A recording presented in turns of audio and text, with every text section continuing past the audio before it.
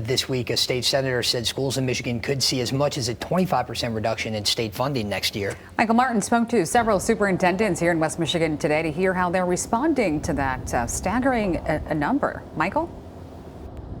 Yeah, guys, good afternoon. I spoke with superintendents from both Ionia and Rockford Public Schools today, and both of them telling me if these cuts go through, the impact they could have on schools would be absolutely devastating.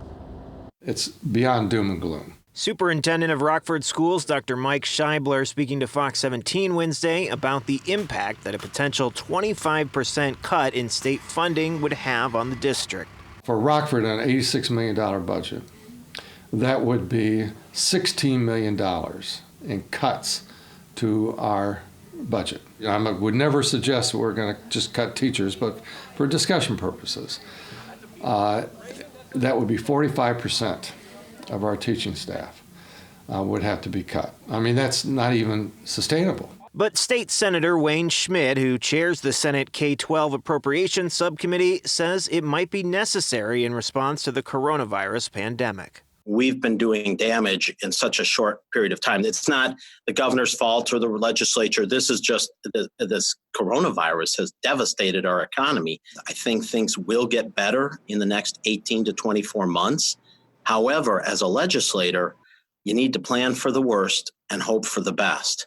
We can't count on what the federal government is going to do. If the cuts are made, Dr. Scheibler says schools would struggle significantly in providing a quality education. You would probably have the teaching of the core subjects, math, science, social studies, English. Co-curricular, extracurricular are gone. Transportation is gone. A number of employees are cut. And I'm not exaggerating, I'm really not. Superintendent of Ionia Schools, Ron Wilson, says the cuts would force districts to drop all sorts of programs.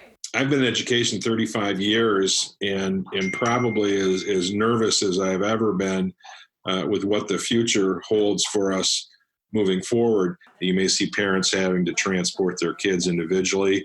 It's very possible that some of the specials classes, your arts will suffer, your music, art, PE, all those types of programs would suffer as a result of that. And I just, it's really, it's a perfect storm. Senator Schmidt says he knows the cuts would hurt, but they may be unavoidable. Roughly 40% of the school aid budget is based on sales tax. And this isn't some kind of plot. These are just the numbers. If people aren't buying cars, dishwashers, consumer goods like that, going out to eat, all of those revenues have just disappeared. Those superintendents like Dr. Scheibler say the future of our state depends on figuring out a way to keep education funding intact.